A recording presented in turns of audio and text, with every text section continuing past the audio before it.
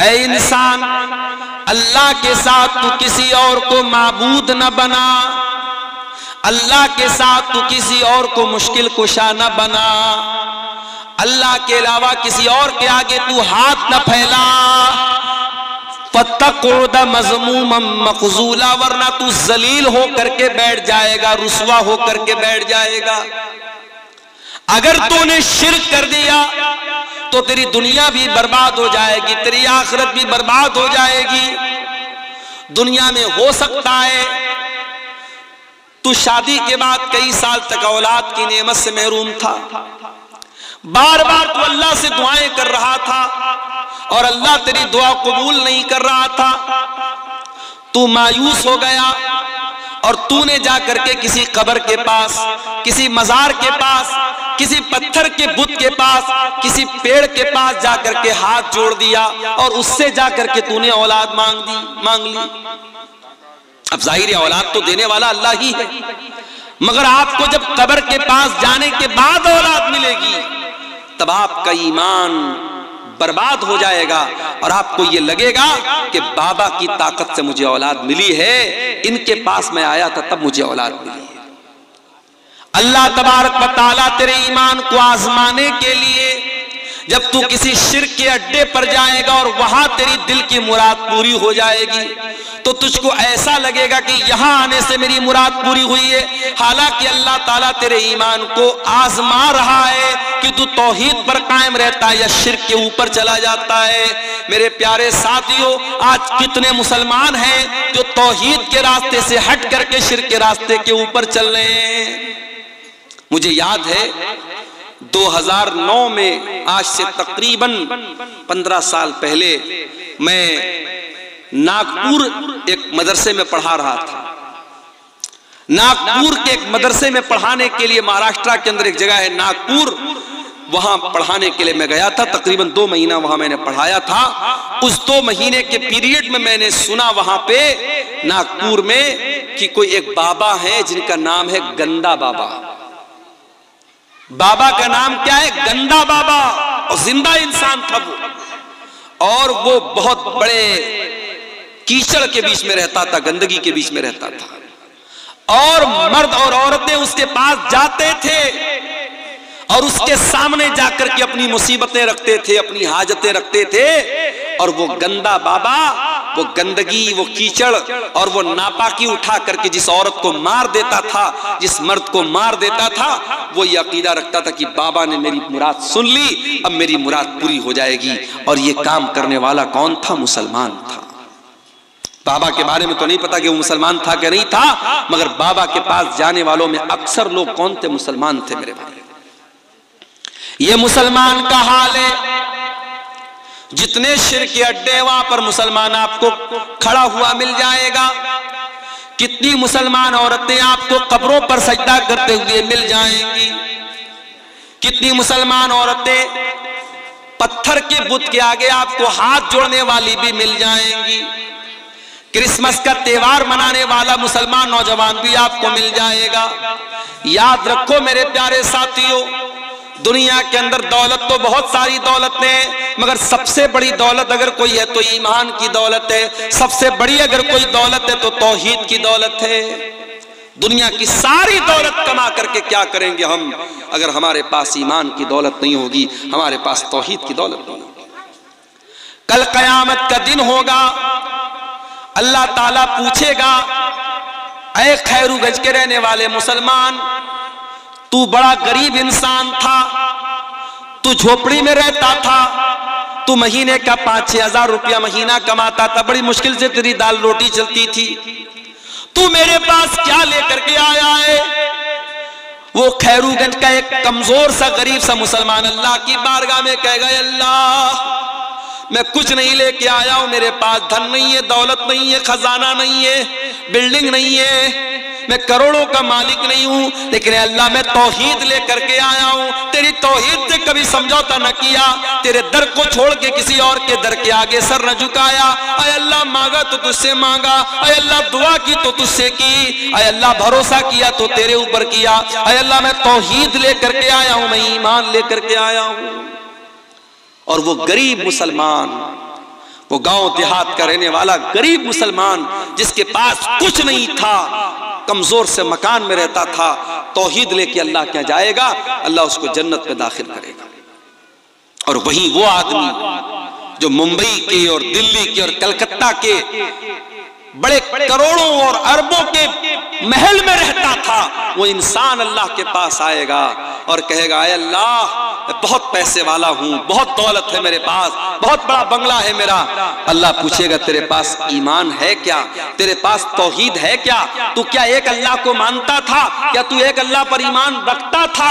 वो कहेगा नहीं है अल्लाह, मैं तो मुसलमान भी अपने आप को कहता था, मेरे नाम के आगे खान भी लगता था, लोग बड़े फख्र से भाईजान करते थे, और गणेश जी का त्योहार आता था तो मैं गणेश जी की भी पूजा करता था, मैं दिवाली भी मनाता था, मैं होली भी मनाता था, ऐ अल्लाह मैं नमाज भी पढ़ता था और बुत के आगे भी सजदा करता था, मैं सेकुलर मुसलमान था, मैं तौहीद का मतलब नहीं जानता था, मैं तो इंसानियत के नाम पे सबको सही कहता था। वो इंसान जो दुनिया में सबको सही कहता है और अल्लाह के आगे भी सर झुकाता है और पत्थर के बुत की भी इबादत करता है, याद रखो मेरे प्यारे साथियों, अल्लाह कुरान में कहता है, इन्नल्लज़ीना कफरू व मातू व हुम कुफ्फारुन फलन युक़बल मिन अहदिहिम मिल्उल अर्ज़ि ज़हबा। जो लोग ईमान के बगैर दुनिया से चले गए, कुफ्र की हालत में मर गए, तौहीद के बगैर मर गए, अल्लाह कह रहा है कि कल कयामत के दिन अगर वो जमीन भर के सोना भी अगर लेके आ जाए, फलन युक़बल मिन अहदिहिम, तो उनका जमीन भर के सोना भी अल्लाह कबूल नहीं करेगा। सब कुछ है तेरे पास, अगर तौहीद नहीं है अल्लाह ताला तेरा जमीन भर के सोना भी कबूल नहीं करेगा। हजरत आयशा अल्लाह के नबी से सवाल करती हैं, अय अल्लाह के नबी, अब्दुल्ला बिन जुदान बड़ा नेक आदमी था, बड़ा गरीबों की मदद करता था, दान करता था, खैरात करता था, गरीबों की यतीमों की मदद करता था। अय अल्लाह के नबी, क्या अब्दुल्ला बिन जुदान जन्नत में जाएगा? क्या उसकी नेकियां उसके काम आएंगी? अल्लाह के नबी ने फरमाया कि नहीं है आयशा, अब्दुल्ला बिन जुदान को उसकी नेकियां काम नहीं देंगी। क्यों? क्योंकि वो अल्लाह की तौहीद पर ईमान नहीं रखता था। अय आयशा, उसने कभी ये न कहा था रब्बिग़फिरली खतीयती यौमद्दीन, अय अल्लाह तू कयामत के दिन मेरी खताओं को माफ कर देना। ना वो अल्लाह के ऊपर ईमान रखता था, ना कयामत के ऊपर ईमान रखता था। दूसरी नसीहत, वक़ज़ा रब्बुका अल्ला ताबुदू इल्ला इय्याह, तुम्हारे रब का ये हुक्म है कि इबादत करो तो उसी की करो, तौहीद पर कायम रहो। पहला भी हुक्म तौहीद का, दूसरा भी हुक्म तौहीद का। फिर तीसरा हुक्म दिया, व बिल वालिदैन इहसाना, और तीसरा हुक्म यह है कि अपने वालिदैन के साथ, अपने माता पिता के साथ तुम अच्छा सलूक करते रहना। जिस माँ ने 9 महीने तुमको पेट में रखा है, जिस बाप ने उंगली पकड़ के चलना सिखाया है, जिस माँ ने अपने खूने जिगर को दूध की शक्ल में तुझको पिलाया है, जिस बाप ने तेरे आराम की खातिर अपने आराम को कुर्बान किया है, उस माँ के साथ, उस बाप के साथ हमेशा अच्छा सलूक करना, उनको तकलीफ न देना। कभी पेट में गैस हो जाती है ना, इंसान बेचैन हो जाता है। कभी डॉक्टर के यहाँ जाओ तो सबसे ज्यादा आपको गैस के पेशेंट मिलेंगे। बड़े बड़े हॉस्पिटलों में चले जाओ तो सबसे ज्यादा भीड़ कहाँ रहेगी?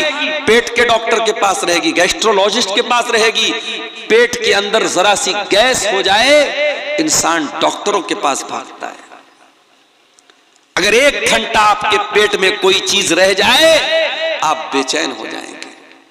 मेरे प्यारे साथियों, जिस पेट में 1 घंटा तक आप कुछ हवाओं को अपने पेट में रहने नहीं देते, थोड़ी सी गैस पेट में बन जाए तो जीना हराम हो जाता है।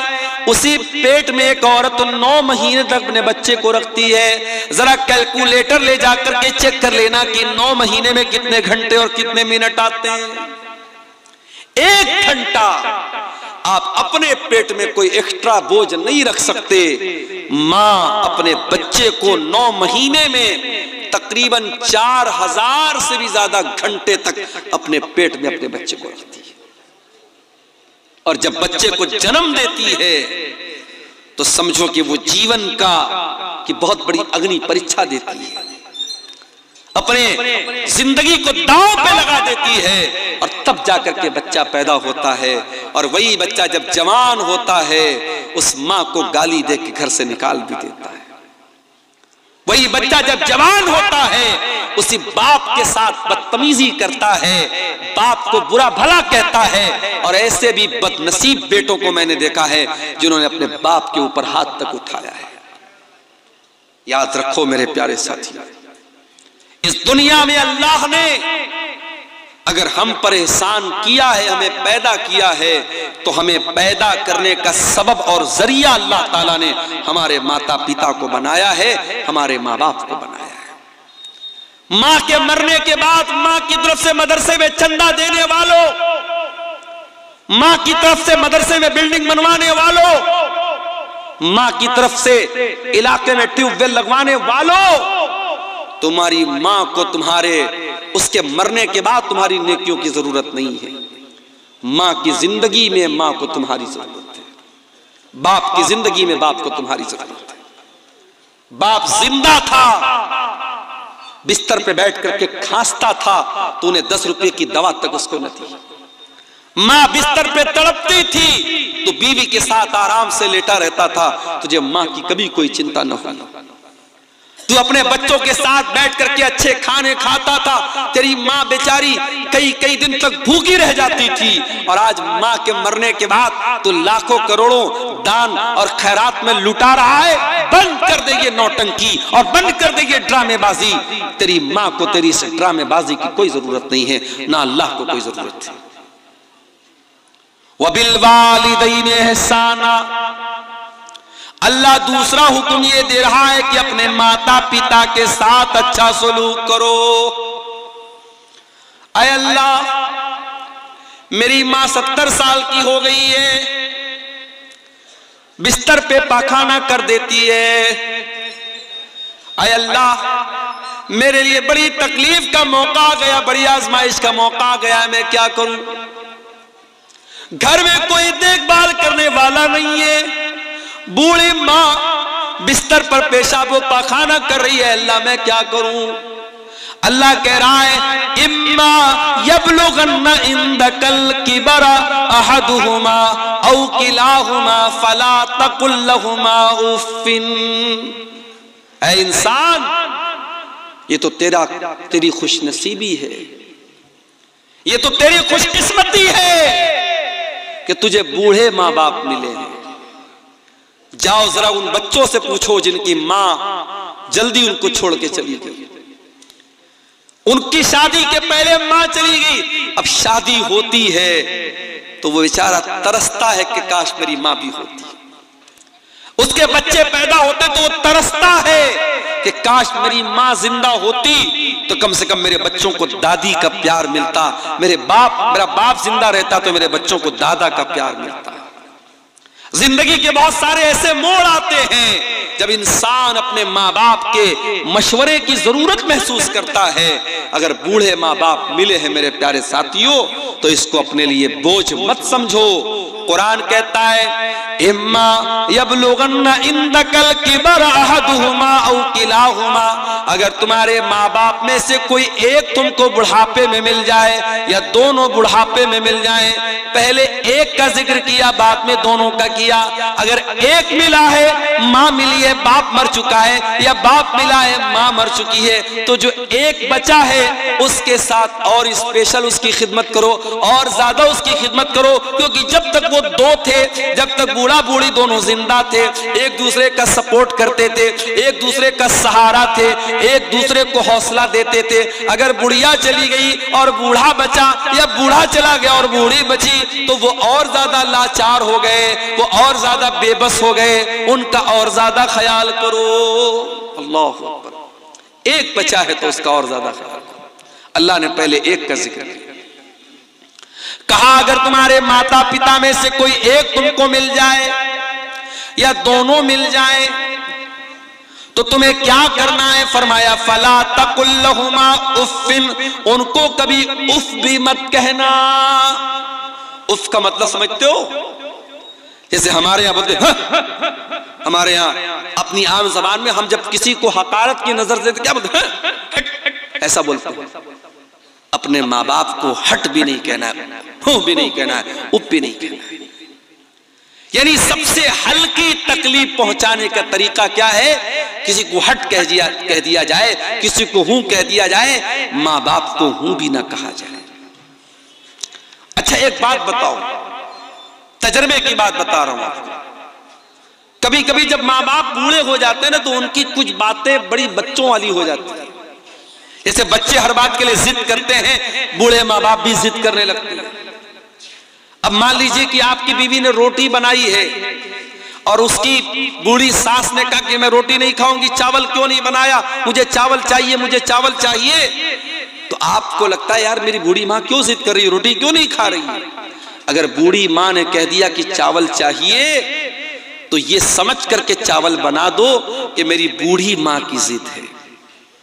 क्योंकि एक वक्त था जब तू 3 साल का था और जब तू जिद करता था अपनी माँ से, अपने बाप से, तो तेरे माँ बाप हर हाल में तेरी जिद पूरी करते थे। मेरे प्यारे साथियों, अपने बच्चों से भी इस कदर मोहब्बत करते हैं कि बच्चों की जरा सी तकलीफ हम बर्दाश्त नहीं कर सकते। तो जब वही हमारे माँ बाप जब बूढ़े हो गए, तो हम अपना बचपन याद करें कि जब हम छोटे थे हमारे माँ बाप ने हम पर मोहब्बत लुटाई थी। आज वो बूढ़े हो गए हैं और अल्लाह ताला कुरान में कहता है जिसको हम उम्र दराज बना देते हैं, बूढ़ा बना देते हैं, वमन नुअम्मिरहु नुनक्किसु फिल खल्क, उसे उल्टा कर देते हैं। बचपन की जिद और बचपन की शरारत और बचपन का लड़कपन बुढ़ापे में लौट जाता है। तो बूढ़े माँ बाप की बहुत सारी जिद को नजरअंदाज कर दिया करो मेरे भाई। अभी एक दिन मेरी 2 साल की बच्ची है, मेरी घर पे खेल रही थी, खेलते खेलते सीढ़ी के पास पहुंची, गिरने लगी। मेरी बीवी की नजर पड़ी, बीवी ने हाथ पकड़ा उसका। अब हाथ को जोर से पकड़ के खींचा ताकि बच्ची गिर ना पाए, और वो हाथ जोर से खींचने में बेटी का मेरे जो हाथ वो उतर गया। बच्चों का हाथ कमजोर होता है, हाथ उसका उखड़ गया। अब बच्ची बहुत तेज चिल्लाने लगी, उसको किसी पल करार नहीं। मैं मदरसा गया हुआ था, अब बीवी बेचारी रो रही है, बच्चे अलग परेशान। मैं मदरसे से घर आया, मैंने क्या बात है, तो मालूम हुआ कि बच्ची का हाथ उखड़ गया है। फौरन हमारे इलाके के हड्डी के डॉक्टर थे, उनके पास लेके गया, और डॉक्टरों के पास तो तजर्बा होता है। वो फौरन उन्होंने देख करके वो समझ गए कि क्या मामला है। उन्होंने फौरन उसको बच्ची का हाथ पकड़ के कैसे उसको घुमाया, बिल्कुल ठीक हो गया उसका हाथ। तो ये उतनी देर के लिए समझिए कि बच्ची रो रही है, बच्ची तड़प रही है, और हम और बच्ची की जो माँ है, हम दोनों लोगों के लिए एक एक मिनट, एक एक पल बड़ा भारी गुजर रहा था। और जैसे ही बच्ची खेलने लगी, मुस्कुराने लगी, ऐसा लगा कि हमारा दिल बाग बाग हो गया। मेरे प्यारे साथियों, ये बचपन का दौर होता है। फिर जब हम बड़े होते हैं और हमारे माँ बाप जब बूढ़े होते हैं और वो किसी बात के लिए अगर जिद करते हैं या उनको कोई तकलीफ पहुंचती है या वो दवा टाइम से नहीं खाते हैं, तो हम उनको डांटने लगते हैं कि क्यों आप दवा नहीं खाते हैं, आप कोई बात नहीं मानते। मेरे भाइयों, हम अपने बचपन को याद करें। हमारी बहुत सारी नादानियों को हमारे माँ बाप माफ कर देते थे। आज बूढ़े हो गए हैं, आज उनसे बहुत सारी गलतियां हो सकती हैं, चिड़चिड़ापन आ सकता है, जिद हो सकती है। उनकी जिद को नजरअंदाज कर देना। कुरान कहता है वकुल लहुमा कौलन करीमा, अपने माँ बाप से तू अदब से बात करना, सम्मान से बात करना, रिस्पेक्ट के साथ बात करना। जो बूढ़े माँ बाप तुझे मिल जाए तो उनसे बड़े अदब के साथ बात करना। वक़्फ़िज़ लहुमा जनाहज़्ज़ुल्लि मिनर रहमा वक़ुर रब्बिरहमहुमा कमा रब्बयानी सगीरा। और ऐ इंसान, तू जितना बड़ा बन जाए, इलाके का एमएलए बन जाए, एमपी बन जाए, करोड़पति बन जाए, अरबपति बन जाए, जब अपनी माँ के पास बैठा कर, जब अपने बाप के पास बैठा कर, तो अपने आप को डाउन टू अर्थ कर लिया कर, अपने आप को झुका लिया कर, अपने आप को नरम कर लिया कर, अपने आप को कभी अपनी माँ से ऊंचा बनने की कोशिश न करना, अपने बाप से ऊंचा बनने की कोशिश न करना। जितने बड़े भी हो, बाप के लिए तुम बेटे हो, माँ के लिए तुम बेटे हो, अपने माँ बाप के लिए अपने आप को झुका करके रखना, अपने आप को बिछा करके रखना। और अल्लाह ने एक दुआ सिखाई, मेरे भाइयों इस दुआ को याद कर लो, जब दुआ के लिए हाथ उठाया करो, अपने माँ बाप के लिए ये दुआ जरूर किया करो। रब्बिरहमहुमा कमा रब्बयानी सगीरा, ऐ परवरदिगार मेरे माँ बाप पर रहम फरमा, जिस तरीके से उन्होंने बचपन में मुझको पाला है।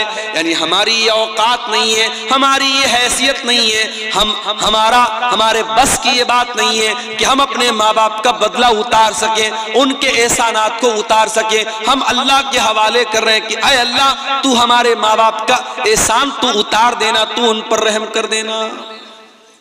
हजरत उमर ने एक आदमी को देखा था, अपनी माँ को अपने कंधे पर बिठा के खाने काबा का तवाफ करा रहा था, अपनी बूढ़ी माँ को अपने कंधे पर बिठाकर खाने काबा का तवाफ करा रहा था।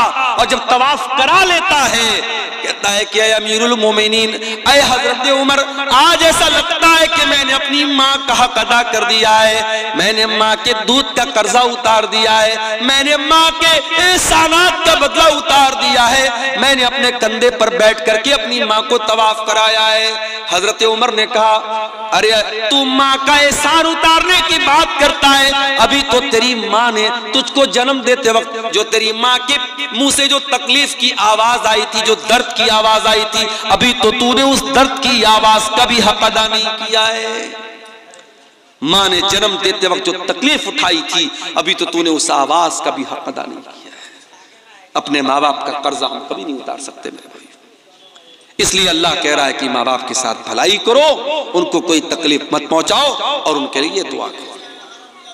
अच्छा, अब यहां पर एक सवाल, मैं अपनी माँ की बड़ी खिदमत करता हूं, मैं अपने बाप की बड़ी सेवा करता हूं, फिर भी मेरी माँ मुझसे खुश नहीं है, फिर भी मेरा बाप मुझसे खुश नहीं है, मेरे दिल में माँ बाप के लिए कोई बुराई नहीं है, मैं अपनी तरफ से बेहतर करता हूं, मगर मेरे माँ बाप मुझसे नाराज रहते हैं। अल्लाह कहता है, रब्बुकुम आलमु बिमा फी नुफूसिकुम इन तकूनु सालिहीन फइन्नहु काना लिल अव्वाबीन गफूरा। तुम्हारा परवरदिगार तुम्हारे दिल के हालात को भी जानता है, तुम्हारे दिल के अंदर क्या है, दुनिया को पता हो या ना पता हो, अल्लाह को तो सब पता है। अगर वाकई में तुम्हारे दिल में कोई चोर नहीं है और दिल में तुम्हारे माता पिता का सम्मान है, माँ बाप की इज्जत करते हो, माँ बाप का हक अदा करते हो, और फिर भी माँ बाप को तुमसे शिकायत है, तो कोई मसला नहीं, अल्लाह माफ करेगा, क्योंकि तुम्हारे दिल के हालात को अल्लाह जानता है। तो ये दूसरी नसीहत है मेरे भाई। तीसरी नसीहत, व आतिज़ल कुर्बा हक़्क़हु वल मिस्कीन व इब्नस सबील, और अपने रिश्तेदार को भी उसका हक दो, और गरीबों को भी उनका हक दो, और मुसाफिरों को भी उनका हक दो। माँ बाप के बाद अल्लाह ताला ने रिश्तेदार का जिक्र किया है। आप अररिया के हैं, अगर आपके रिश्तेदार पूर्णिया में है, आपके रिश्तेदार कटिहार में है, आपके रिश्तेदार बंगाल में है, तो आपको पता होना चाहिए हमारे रिश्तेदार कौन कौन है। और अगर आपको अल्लाह ने दौलत से नवाजा है और आपके रिश्तेदारों में कोई जरूरतमंद है, तो आप जब ज़कात निकालें, जब दान खैरात करें, जब चंदा दें, जब सदका खैरात करें, तो अपने रिश्तेदार को तरजीह दें, रिश्तेदार की पहले मदद करें। रिश्तेदार की जब आप मदद करेंगे तो आपको डबल सवाब मिलेगा, रिश्तेदारी का भी सवाब मिलेगा और सदका देने का भी सवाब मिलेगा। आज बड़े अफसोस की बात है, एक इंसान मदरसे में बढ़ चढ़ करके हिस्सा लेता है, मस्जिद बनवाने में बढ़ चढ़ करके हिस्सा लेता है, और उसका अपना सगा भाई बेचारा परेशान हाल है, दाने दाने का मोहताज है, उसके बच्चे भूखे रहते हैं, उसके पास ढंग का मकान भी नहीं है। मेरे प्यारे साथियों, ये इंसानियत नहीं है, ये इस्लाम नहीं है, ये शरीयत नहीं है कि आप पेट भर के खाना खा लें और आपका अपना भाई भूखा प्यासा रहे। अल्लाह कह रहा है वह आतिज़ल कुर्बा हक़्क़हू, अपने रिश्तेदार को उसका हक दो, वल मिस्कीन, और जो गरीब लोग हैं, जो मिस्कीन लोग हैं, जो समाज का दबा हुआ तबका है, उसकी तुम मदद करो। वब्न सबील, और कोई मुसाफिर है, यूपी से आया है, आसाम से आया है, कश्मीर से आया है, सफर में उसकी किसी ने पॉकेट मार ली, उसका पर्स चोरी हो गया, अब बेचारा वो मदद मांग रहा है, मुसाफिर है, मजबूर है, उसकी मदद करो, उसको तुम अपने माल, अपनी ज़कात की रकम भी उसको तुम दे सकते हो। अल्लाह ने माँ बाप का जिक्र करने के बाद ये तीसरी नसीहत की कि रिश्तेदार को, गरीब को और मुसाफिर को उसका हक। उसके बाद चौथी नसीहत, वला तुबज़िर तबज़ीरा, और अल्लाह के बंदो, माल के अंदर फजूल खर्ची ना करना, नाजायज जगहों पर अपना माल खर्च ना करना। इन्नल मुबज़्ज़िरीन कानू इख़वान अश-शयातीन, बेशक फजूल खर्ची करने वाले, शराब पर पैसा लुटाने वाले, ज़िना पर पैसा लुटाने वाले, लड़कियों के नंबर पर रिचार्ज करवाने वाले, नाजायज रिश्ता बनाने के लिए अय्याशी करने वाले और हराम जगहों पर पैसा खर्च करने वाले, इन्नल मुबज़्ज़िरीन कानू इख़वान अश-शयातीन, वो शैतान के भाई हैं। पैसा हमारा नहीं, कोई ये ना कहे पैसा मेरा है, नहीं, हमारी क्या औकात है मेरे भाई, पैसा अल्लाह का है, अल्लाह ने हमको दिया है, अल्लाह ने हमको दिया है। अल्लाह चाहता तो हमें ना देता। और ये भी याद रखो, दुनिया में दौलत इंसान के टैलेंट से नहीं मिलती, इंसान के इल्म से नहीं मिलती।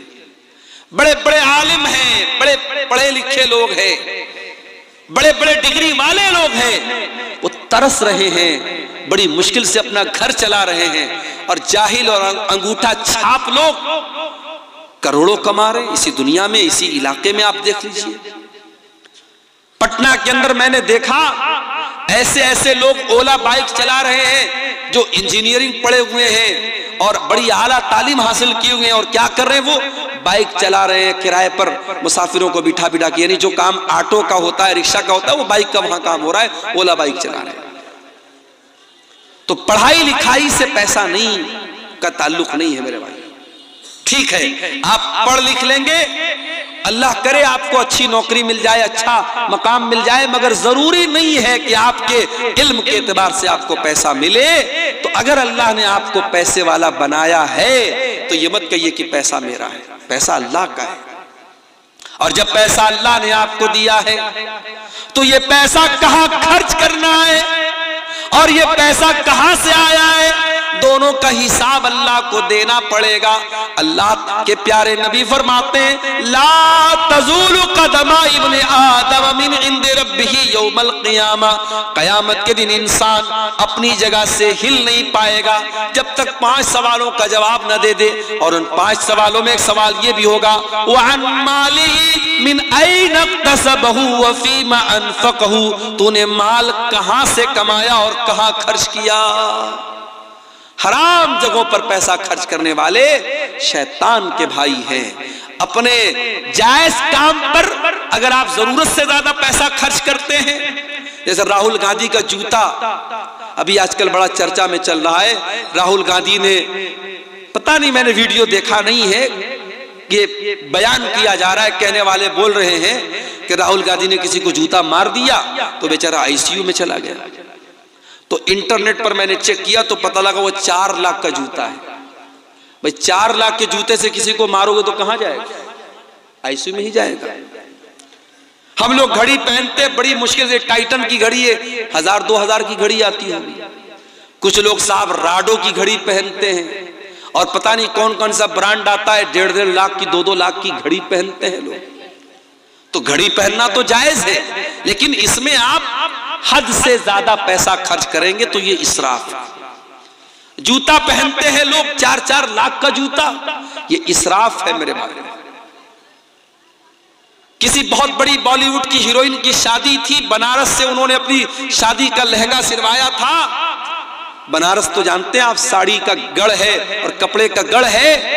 तो मैं नाम नहीं लूंगा हीरोइन का, वरना आप लोग कहेंगे मौलाना को हीरोइनों का नाम भी आता है। उस हीरोइन के लहंगे का कपड़ा बनारस से तैयार हुआ था और उस लहंगे में ओरिजिनल गोल्ड जो होता है, सोना, उसकी जरी इस्तेमाल हुई थी, उसका तार इस्तेमाल हुआ था और कई लाख का वो लहंगा था। और ये आज से मैं 15 साल पहले की बात बता रहा हूं। एक हीरोइन की शादी हुई तो उनका लहंगा बनारस से तैयार हुआ था। शादियों पर कितना खर्च हो रहा है देखिए आप। उत्तर प्रदेश के मेरठ में एक शादी हुई, लड़के ने अपनी साली को घड़ी, साली ने आकर के घड़ी पहनाई, तो घड़ी पहनाने की जो रस्म थी उसका जो पैसा दिया दुल्हे ने 2.5 लाख रुपया दिया। 2.5 लाख रुपया उसको घड़ी की पहनाई का दिया। और मौलवी साहब ने जिन्होंने निकाह पढ़ाया, उनको निकाह पढ़ाने का इनाम 11 लाख रुपए दिया गया। और दूल्हे साहब को ससुराल से जो पैसा मिला इनाम के तौर पे, जहेज के तौर पे, 2.5 करोड़ रुपया कैश मिला। ये न्यूज बाकायदा आई थी। उत्तर प्रदेश के सिद्धार्थ नगर में शादी हुई, मुसलमान की बात बता रहा हूं, किसी गैर मुस्लिम की बात नहीं बता रहा हूं। मुसलमान की शादी हुई, वो बारातियों पर नोट लुटा रहा था। 20 लाख रुपए उसने नोटों की गड्डियां हवा में लुटा दी, 20 लाख रुपए लुटा दी उसने बारातियों के ऊपर। ये मुसलमान ये काम कर रहा है। अल्लाह कह रहा है वला तो बज़िर तबज़ीरा, फजूल खर्ची न करना, इन्नल मुबज़्ज़िरीना कानू इख़वान शयातीन, फजूल खर्ची करने वाले शैतानों के भाई हैं। व कान शैतानु लिरब्बिही कफूरा, और शैतान अपने रब का बहुत बड़ा नाशुक्रा है। कितनी चीजें हो गई? 4 चीजें हो गई। अब 5वीं चीज भी सुन लीजिए। वइम्मा तुरिज़न्नाहुम इब्तिगा रहमतिन मिर रब्बिका तरजूहा फकुल लहुम क़ौलन मैसूरा। अगर तुम्हारे पास गरीब को देने के लायक, रिश्तेदार को देने के लायक पैसा नहीं है और वो तुमसे मदद मांगने के लिए आया है, अल्लाह ने पहले देने का तरीका बताया। अगर देने की ताकत नहीं और मना करना है तो मना कैसे किया जाए, मना करने का तरीका भी बता दिया। फरमाया फकुल लहुम क़ौलन मैसूरा, अपने उस रिश्तेदार को अगर पैसा देने की ताकत नहीं है तुम्हारे अंदर तो नरमी के साथ माजरत कर लेना, एक्सक्यूज बयान कर देना, अपना उज्र बयान कर देना, उसके साथ सख्ती ना करना, उसको डांट करके मत भगाना, उसको झिड़क करके ना भगाना, नरमी के साथ, प्यार के साथ, मोहब्बत के साथ उसको रवाना कर देना। अगर कोई आपके दरवाजे पर मदद मांगने के लिए आ जाए, कोई साइल आ जाए, तो कुरान कह रहा है उसको कभी सख्ती के साथ बात मत करो, मोहब्बत के साथ, नरमी के साथ कह दो भाई अभी मेरे पास नहीं है, बाद में तुम आ जाना। ये ना देने का तरीका अल्लाह ताला ने बयान किया। उसके बाद फरमाया इन्ना रब्बका यबसुत, उसके बाद फरमाया वला तजअल यदका मगलूलतन इला उनुकिका वला तबसुतहा कुल्लल बस्ति फतक़उद मलूमन महसूरा। बड़ी जामे आयत है कुरान की। बाज़ उलमा कहते हैं कि इस एक आयत पर अगर कोई देश अमल करे उस देश की अर्थव्यवस्था सही हो जाए। आज हमारे देश की अर्थव्यवस्था क्यों चौपट है? क्योंकि मामला वही है, अंधेर नगरी चौपट राजा वाला मामला आ चुका है। आज हम रोड पर चलते हैं, चाहे रोड अच्छी हो चाहे रोड खराब हो, हर किलोमीटर पर आज टोल देना पड़ रहा है। बनारस से, पटना से आपके अररिया आने के दौरान कई टोल पड़े, और अभी यहां से अगर हमको बंगाल जाना पड़ जाए तो कई टोल पड़ेंगे। यानी एक एवरेज अगर जोड़ा जाए तो हर किलोमीटर पर 2 रुपया टोल टैक्स हमको देना पड़ता है। हम बाइक खरीदते, कार खरीदते हैं, ऑलरेडी उस बाइक और कार की जब हम कीमत अदा करते हैं, अच्छा खासा अमाउंट हम रोड टैक्स में देते हैं, उसके बावजूद जब हम सड़क पर गाड़ी निकालते हैं तो हमें टोल टैक्स भी देना पड़ता है।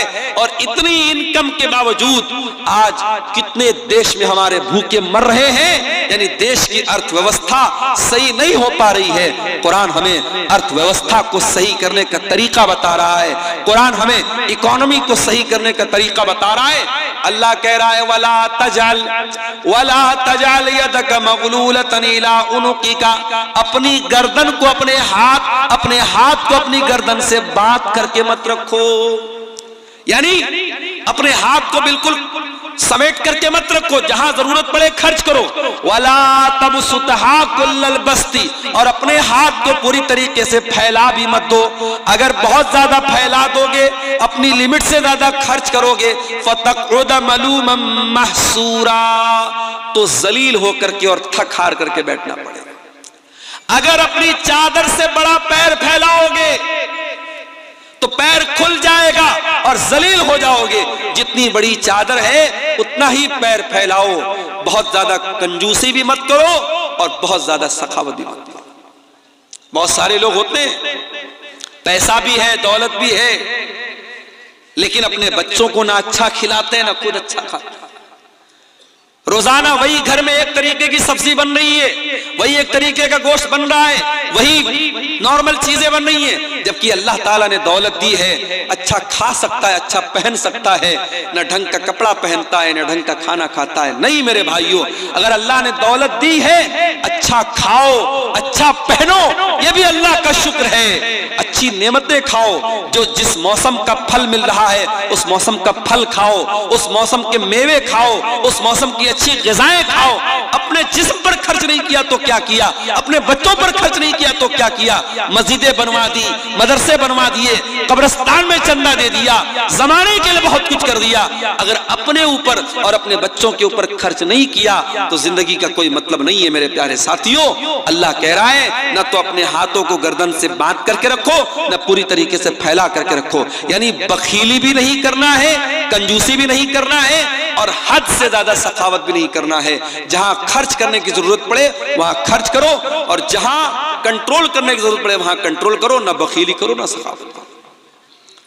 उसके बाद फरमाया इन्ना रब्बका यबसुतुर रिज़्क़ लिमन यशाउ व यक़दिर व काना अल्लाहु बिइबादिही खबीरन बसीरा। तुम्हारे रब को पता है किसको रोजी ज्यादा देना है, किसको कम देना है। अल्लाह अपने बंदों को ज्यादा बेहतर तरीके से जानता है। किसी इंसान को रोजी कम मिली वो शिकवा ना करे, किसी को ज्यादा मिली वो गुरूर ना करे। रोजी अल्लाह बांटता है, रोजी की तकसीम अल्लाह ताला करता है। अल्लाह को पता है किसको कितना देना है। दौलत तो कारून को भी मिली थी, रोजी तो कारून को भी मिली थी, और इतनी दौलत मिली थी कि कारून के खजानों की चाबियां बड़े बड़े पहलवान उठाते थे और बड़ी मुश्किल से उठाते थे। मगर कारून बड़ा निकम्मा आदमी निकला, अपनी दौलत पर नाश करने लगा, गुरूर करने लगा, तकब्बुर करने लगा, अहंकार करने लगा। उसकी दौलत भी गई, उसका खजाना भी गया, ईमान से भी हाथ धो बैठा, दुनिया भी चली गई, आखिरत भी चली गई। तो दौलत के ऊपर कभी गुरूर मत करना। हो सकता है दौलत आज है कल नहीं होगी। दौलत की तकसीम अल्लाह ने अपने हाथ में ली है, अल्लाह को पता है कब किसको कितना देना है। कभी इस पर भी हसद मत करना, अरे उसे इतना मिल रहा है मुझे इतना क्यों मिला, उसे ज्यादा मिल रहा है मुझे कम क्यों मिला। कभी इस पर भी हसद मत करना। अपने आप को बेहतर बनाने की कोशिश करो, अच्छा से अच्छा काम करो, मगर दूसरे की रोजी रोटी देख करके हसद मत करो, क्योंकि रोजी देने वाला अल्लाह है। अगर हसद करते हो इसका मतलब कि तुम्हें अल्लाह के फैसले पर, अल्लाह का फैसला तुम्हें मंजूर नहीं है, तुम अल्लाह के फैसले पर एतराज करते हो। उसके बाद फरमाया वला तक़्तुलू औलादकुम खशियता इमलाक, और अपनी औलाद को तुम पेट के डर से कत्ल मत करो। इस डर से अपनी औलाद को कत्ल न करो कि कल वो मेरे साथ खाएगी कैसे। औलाद पैदा तो तुम करते हो मगर खिलाने वाले तुम नहीं हो। हमारे एक दोस्त हैं बंबई के अंदर, शेख सरफराज फैजी, उनकी 2 बीवियां हैं, 2 शादी की उन्होंने। हमारे यहाँ तो एक शादी के बाद अगर कोई दूसरी शादी का नाम भी ले ले तो पाप हो जाता है, गुनाह हो जाता है।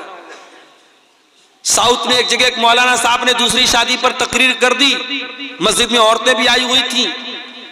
औरतों ने तकरीर के बीच में से कहा कि इस मौलाना को पहले भगाओ यहां से, वरना हम इसकी तकरीर नहीं होने देंगे। मौलाना साहब को बीच में से हटा दिया गया। क्यों? क्योंकि मौलाना ने दूसरी शादी के सपोर्ट में तकरीर कर दी। साउथ इंडिया के अंदर एक इलाके में ऐसा मामला, दूसरी शादी करना पाप बना दिया लोगों ने।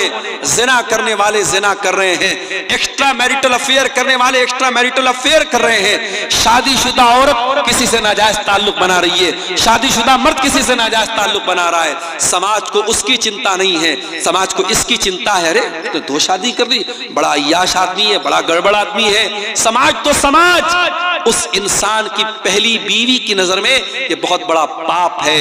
अगरचे वो आदमी पहली बीवी का सारा हक अदा करता हो, उसके हक में कोई कमी ना करता हो, फिर भी पहली बीवी इस बात के लिए बिल्कुल तैयार नहीं है कि शौहर दूसरी शादी करे। अभी मुंबई में हमारे एक साथी हैं, दोस्त हैं, उन्होंने 2 शादियां की। पहली बीवी से उनको 7 बच्चे थे और दूसरी बीवी से भी उनको एक बच्ची पैदा हुई है। अभी उन्होंने फेसबुक पर लिखा था कि अल्लाह के फजलो करम से 4 बेटे और 4 बेटियां। मौलवी हैं साहब, मौलवी हैं, पढ़ाते हैं, तकरीर करते हैं। हमारे यहाँ बच्चों को जब मौलवी बनाने की बात आती है तो लोग कहते हैं कहां से खाएगा, कहां से खाएगा। और यहाँ मौलवी के 8-8 बच्चे हैं और मौलवी इस बात की चिंता नहीं करता है कि कहां से खाएगा। याद रखो मेरे भाइयों, अपनी औलाद को हम नहीं खिलाते हैं, औलाद को अल्लाह खिलाता है। कभी पेट के डर से औलाद को कत्ल मत करना। और मसला नोट कर लो, अगर आप फैमिली प्लानिंग करते हैं, एक बच्चा पैदा हुआ, अभी आप बच्चा नहीं चाहते हैं, तो बच्चे की पैदाइश ना हो उसके लिए अगर आप कोई तरीका अपनाते हैं, जो तरीका हमारे आमतौर से चलता है, तो उसके बारे में तो इजाजत और गुंजाइश के रास्ते हैं। लेकिन अगर प्रेगनेंसी हो गई है और बच्चा मां के पेट में वजूद पा चुका है, अब उस बच्चे को अगर कोई खत्म कर देता है कि नहीं साहब मेरा ऑलरेडी 1 बच्चा है, 2 बच्चा है, तीसरा बच्चा मैं कहां से इसको पालूंगा, कैसे पढ़ाऊंगा, कैसे लिखाऊंगा, और उस बच्चे को अगर कोई मां के पेट में कत्ल कर देता है तो ये समझो वैसा ही गुनाह है जैसे बच्चे के पैदा होने के बाद कोई उसका गला दबाते हैं। बच्चे के पैदा होने के बाद कोई उसको मार डाले, उतना ही बड़ा गुनाह है मां के पेट में एबॉर्शन कर देना और मां के पेट में बच्चे को खत्म कर देना। अल्लाह के नबी से पूछा गया सबसे बड़ा गुनाह क्या है? आपने फरमाया अंतजाल लिल्लाहि निद्दन व हुवा खलक़क, सबसे बड़ा गुनाह यह है कि तुम अल्लाह के बराबर किसी को ठहराओ। फिर पूछा गया अल्लाह के नबी उसके बाद सबसे बड़ा गुनाह क्या है? आपने फरमाया अन्तक़्तुल वलदक खशियता यतममाक, दूसरा बड़ा गुनाह यह है कि अपनी औलाद को कत्ल कर दो इस डर से कि तुम्हारे साथ खाएगी। फिर पूछा गया अल्लाह के नबी उसके बाद सबसे बड़ा गुनाह क्या है? आपने फरमाया अंतुज़ानिया हलीलता जारिक, अपने पड़ोसी की बीवी के साथ तुम ज़िना करो। औलाद को कत्ल करना दूसरा बड़ा गुनाह है। औलाद को कत्ल मत करो। और सुन लीजिए, आज 1400 साल पहले लड़की पैदा होती थी और लोग उसको मार डालते थे। अरब के अंदर कुछ कबीले इतने जाहिल थे, बेटी पैदा होती थी उसको मार डालते थे। आज हम लोग इतने जाहिल तो नहीं है, पढ़े लिखे लोग हैं, मगर आज भी बेटी को मारते। कभी मां के पेट में मार देते हैं, कभी पैदा होने के बाद हॉस्पिटल में छोड़ के चले जाते हैं, कभी जहेज के नाम पर बहू को जला देते हैं, कभी इस बेटी को हम इसकी तरबियत सही तरीके से नहीं करते और मुसलमान की बेटी किसी गैर के साथ फरार हो जाती है, गैर मुस्लिम के साथ जाके शादी करती है और अपनी दुनिया और आखिरत को बर्बाद कर लेती है। वला तक़्तुलू औलादकुम, अपनी औलाद को कत्ल मत करो मेरे प्यारे साथियों। याद रखो ये मदरसे इसीलिए चल रहे हैं कि आपके बच्चे दीन की तालीम हासिल करें। मैं उत्तर प्रदेश का रहने वाला हूं, और मदरसों को लेकर के जो हालात सामने आ रहे हैं, मेरी पेशन गोई समझ लीजिए या मेरा तजर्बा समझ लीजिए, आने वाले दौर में मदरसों को चलाना बहुत मुश्किल हो जाएगा। अभी आप ये मत सोचिए कि साहब हम तो बिहार में रहते हैं, हमारे यहाँ तो नीतीश जी की सरकार है, कोई मसला नहीं है। मदरसों को लेकर के बहुत अच्छे इरादे नहीं है लोगों के, मदरसों पर बहुत अच्छी नजर नहीं है। हमें अपने इन मदरसों में जो दीन की तालीम हम दे रहे हैं अपने बच्चों को, मेरे प्यारे साथियों, आने वाले दौर में इन मदरसों को चलाना भी बहुत बड़ा चैलेंज बन जाएगा। मैं सिर्फ यूपी की बात नहीं कर रहा हूं, पूरे ऑल ओवर इंडिया की बात कर रहा हूं। जो हमारे यहाँ जो कानून बन रहे हैं, जो सिस्टम आ रहे, परेशानियां खड़ी हो जाएंगी। इसलिए मैं कहता हूं अपने बच्चों को दीन कैसे सिखाया जाए इसकी फिक्र करो, इसकी चिंता करो। बच्चों को अच्छा खिला देना, अच्छा पहना देना ये काफी नहीं है। अगर आपने बच्चों को ईमान नहीं दिया, बच्चों को दीनी तालीम नहीं दी, तो बच्चों को सही तरबियत न देना ये भी बच्चों को कत्ल करने के बराबर है। और कुरान कह रहा है वला तक़्तुलू औलादकुम खश्यत इमलाक, अपनी औलाद को कत्ल मत करो पेट के डर से, फाका कशी के डर से। नहनु नर्ज़ुकुहुम व इय्याकुम, तुम्हारी औलाद को भी रोजी देने वाले हमें, तुमको भी रोजी देने वाले हम हैं। इन्ना क़त्लहुम कान ख़ितअन कबीरा, औलाद को कत्ल करना बहुत बड़ा गुनाह है। उसके बाद फरमाया वला तक़रबुज़ ज़िना, ज़िना के करीब भी न जाना। इन्नहु कान फ़ाहिशतन व साअ सबीला, ज़िना बहुत गंदा काम है और बहुत ही बुरा रास्ता है। अच्छा, ज़िना को रास्ता क्यों कहा गया? अभी मैं स्टेज पर आ रहा था, मैं दाहिनी तरफ से आया, मुझे यहाँ के एक जिम्मेदार ने कहा मौलाना आप गलत रास्ते पर आ गए, इधर बाएं साइड से स्टेज पर आना चाहिए था, रास्ता इधर से बना है। मैंने कहा भाई मुझको पता नहीं था, मैं तो चला आया इधर ही से।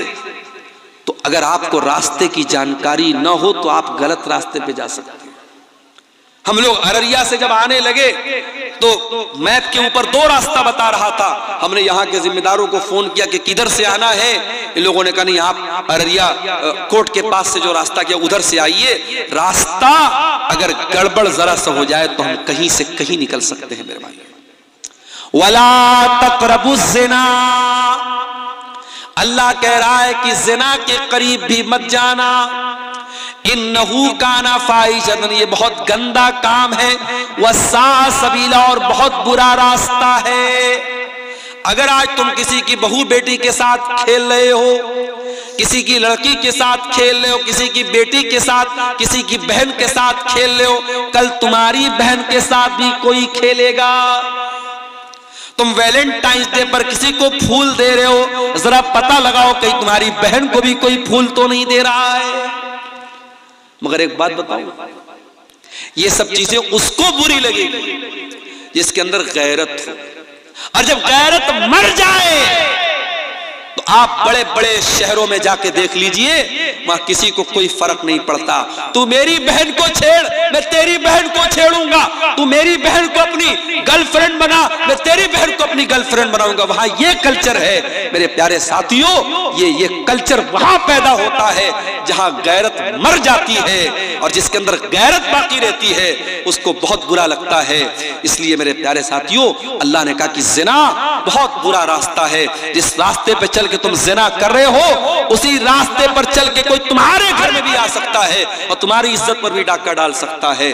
और इसीलिए इस्लाम ने इतना टाइट कानून रखा है।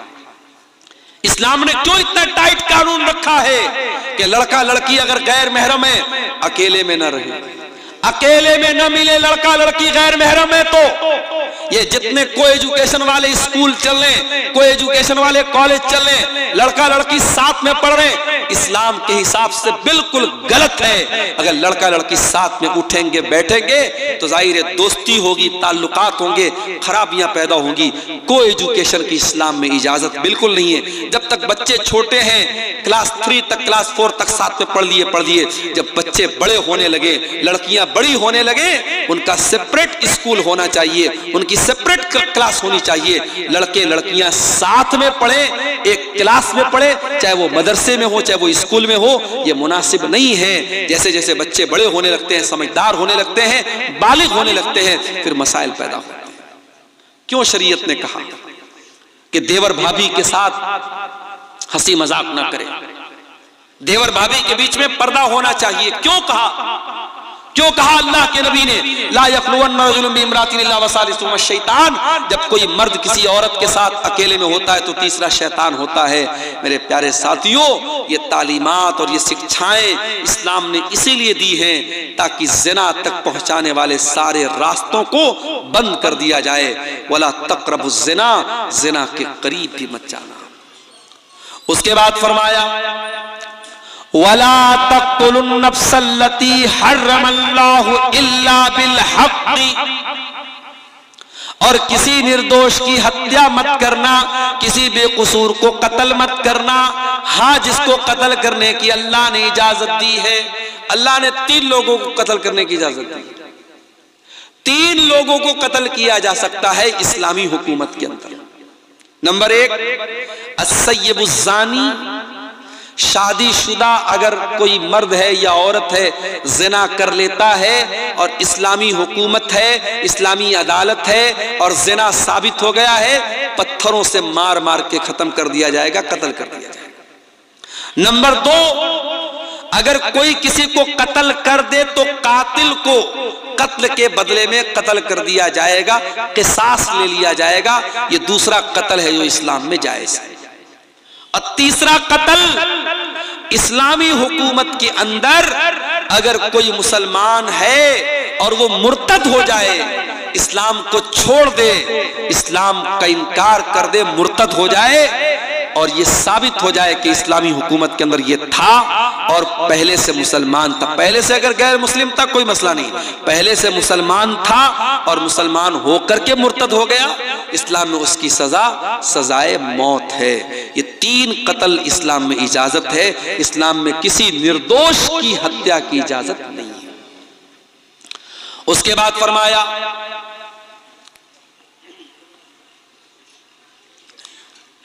वला तक़रबू मालल यतीम इल्ला बिल्लती ही अहसन, यतीम के माल के करीब न जाना। जो बच्चा यतीम है, जिसका बाप मर चुका है, अगर उसका माल तुमको मिल जाए तो उसका माल मत हड़प जाना, उसका माल मत खा जाना, उसके माल के करीब न जाना। इल्ला बिल्लती ही अहसन, हाँ अगर उस यतीम बच्चे को पढ़ाने में, लिखाने में, उसकी परवरिश करने में कुछ पैसा खर्च हो रहा है तो उतना पैसा तुम उसके माल में से ले सकते हो। हत्ता यबलुगा अशुद्धा, और जब वो लड़का जवान हो जाए, बड़ा हो जाए तो फिर उसका माल उसके हवाले कर दो। यतीम का माल तुम्हें नाजायज तरीके से खाने की इजाजत नहीं। उसके बाद फरमाया वऔफू बिल अहदी, और वादा करने के बाद वादा को पूरा करो। इन्नल अहदा कान मसऊला, अल्लाह ताला क्या वादे का सवाल होगा। अगर किसी से वादा किया है, वादे को निभाने वाला बनो, वादा खिलाफी मत करो, वादे को तोड़ने वाले मत बनो। अब 3-4 बातें और रह गई है, उसको सुन लीजिए, फिर बात को हम खत्म करेंगे। उसके बाद फरमाया वऔफू बिल कैल इज़ा किल्तुम, और जब किसी को सामान नाप करके दो तो पूरा पूरा नाप करके दो। वज़िनू बिल क़िस्तासिल मुस्तक़ीम, और जब सामान तौल करके दो तो तराजू को सही रखो, नाप और तौल को सही रखो। कारोबार में चोरी मत करो, बेईमानी मत करो, फ्रॉड मत करो, नाप और तौल बिल्कुल सही रखो। ज़ालिका खैरुन व अहसनु तअवीला, अल्लाह कह रहा है अंजाम इसी का अच्छा है। अगर सामान गड़बड़ तौलोगे कल अंजाम बुरा होगा, दुनिया में भी बुरा होगा, आखिरत में भी बुरा होगा। और सामान सही तौल करके दोगे, हो सकता है प्रॉफिट कम कमाओगे, हो सकता है मुनाफा कम कमाओगे, मगर अंजाम इसी का अच्छा होने वाला है। उसके बाद फरमाया वला तक़्फ़ु मा लैसा लक बिही इल्म, और जिस चीज की तुमको नॉलेज ना हो उस चीज के पीछे मत पड़ो। यह भी बहुत बड़ा मसला है आज। जिस चीज के बारे में पता नहीं है उस पर भी लोग अपनी राय देने लगते हैं, अपने फतवे देने लगते हैं, हलाल बताने लगते हैं, हराम बताने लगते हैं। नहीं, जिस चीज की आपको नॉलेज नहीं है उसके पीछे मत पड़िए। वला तक़्फ़ु मा लैसा लक बिही इल्म, जिस चीज का तुमको इल्म नहीं है उस चीज के पीछे मत पड़ो। इन्नस समा वल बसरा वल फुआदा कुल्लु उलाइका कान अन्हु मस्ऊला। कयामत के दिन कान से क्या सुना है, आंखों से क्या देखा है और दिल और दिमाग में क्या क्या इरादे पाले हैं, सबका हिसाब लिया जाएगा। कानों से क्या क्या सुन के आए हो, आंखों से क्या क्या देख के आए हो, ये फेसबुक पर तुमने क्या देखा, ये रील्स में तुमने क्या देखा, ये इंस्टाग्राम में तुमने क्या देखा, तुमने जो देखा है उसका हिसाब देना पड़ेगा। अल्लाह के सब पूछा जाएगा। आज इंस्टाग्राम के जरिए और फेसबुक के जरिए जो नौजवान लड़के और लड़कियों में जो बेहयाई परोसी जा रही है मेरे भाइयों, अल्लाह की पनाह है। और इस बेहयाई को परोसने में सिर्फ गैरों का हाथ नहीं, हमारा भी हाथ है, हमारे मुसलमानों का भी हाथ है। कितने मुसलमान लड़के हैं जो वाहियात वीडियो बना करके, गंदी वीडियो बना करके आज इंस्टाग्राम पे छोड़ रहे हैं। और याद रखना, अगर किसी गंदी वीडियो को आपने देखा तो उसका गुनाह तो आप तक था, लेकिन जब आपने शेयर कर दिया, आपने फॉरवर्ड कर दिया, आपने मोबाइल पर स्टेटस लगा दिया, अब 500 लोगों ने देखा, 1000 लोगों ने देखा, एक गंदी चीज को जितने लोगों ने देखा उन सब का गुनाह उनको भी मिलेगा और आपके नामे आमाल में भी लिखा जाएगा। अगर आपने कोई अच्छी तकरीर शेयर कर दी, कोई अच्छी क्लिप शेयर कर दी, कोई आलिम का बयान शेयर कर दिया, कोई कुरान की आयत शेयर कर दी, आपको सवाब तो मिलेगा मिलेगा। जितने लोग उसको पढ़ेंगे और उस पर अमल करेंगे और उसको देखेंगे, उसका सवाब भी आपको मिलेगा। मेरे प्यारे साथियों, इसलिए जिस चीज की नॉलेज ना हो उस चीज के पीछे मत पड़ो और गलत कोई चीज शेयर मत करो। अगर कोई दीन से भी रिलेटेड चीज है, आप उलमा से मशवरा करने के बाद, उलमा से राय लेने के बाद उसको फॉरवर्ड कीजिए। उसके बाद आखिरी की 2 नसीहत, वला तमश फिल अर्ज़ि मरहा, और जमीन में अकड़ करके मत चलना, जमीन में तकब्बुर मत करना, अहंकार मत करना, गुरूर मत करना। इन्नका लन तखरिक़ल अर्द वलन तबलुगल जिबाल तूला, तू तकब्बुर क्यों करता है? न तो तू जमीन को फाड़ सकता है, न पहाड़ों पे चढ़ सकता है। ऐ हकीर पानी से पैदा हुए इंसान, ऐ मिट्टी के बने हुए इंसान, तू किस बात पर तकब्बुर करता है, किस बात पर गुरूर करता है? तुझे न तो तू अपने पैरों से चल के जमीन को फाड़ सकता है, न अपने पैरों से चल करके तू आसानी से पहाड़ों की बुलंदियों पर चढ़ सकता है। तू क्यों तकब्बुर करता है? अकड़ करके मत चलना। वला तमश फिल अर्ज़ि मरहा, जमीन में अकड़ करके मत चलना। और ये सब बयान करने के बाद आखिर में अल्लाह फिर कहता है, ज़ालिका मिम्मा औहा इलैका रब्बुका मिनल हिक्मा। ऐ नबी, ये 15 बातें हमने जो बयान फरमाई है, ये हिकमत की बातें ऐ नबी हमने आपकी तरफ नाजिल की है।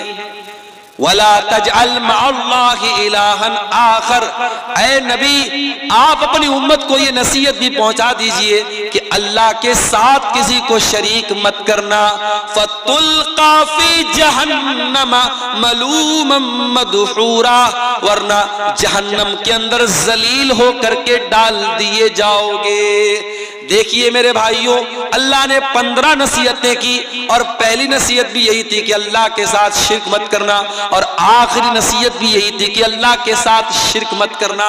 पता ये चला कि मुसलमान की जिंदगी की शुरुआत भी अल्लाह अकबर से होनी चाहिए और ला इलाहा इल्लल्लाह से होना चाहिए, और मुसलमान की जिंदगी खत्म भी हो तो ला इलाहा इल्लल्लाह पर खत्म होनी चाहिए।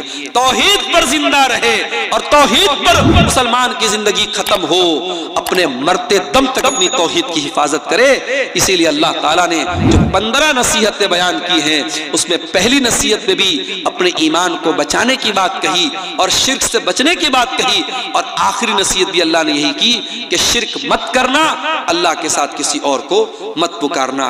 ये 15 नसीहतें हैं मेरे प्यारे साथियों, मैंने जिनको आपके सामने बयान किया है।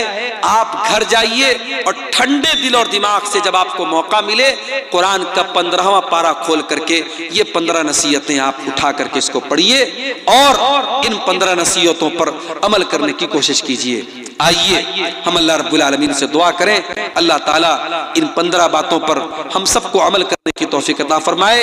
रब्बुल आलमीन हर किस्म के शिर्क व बिदअत से हमारी हिफाजत फरमाए। अल्लाह हमारे नौजवानों को सही दीन पर चलने की तौफीक अता फरमाए।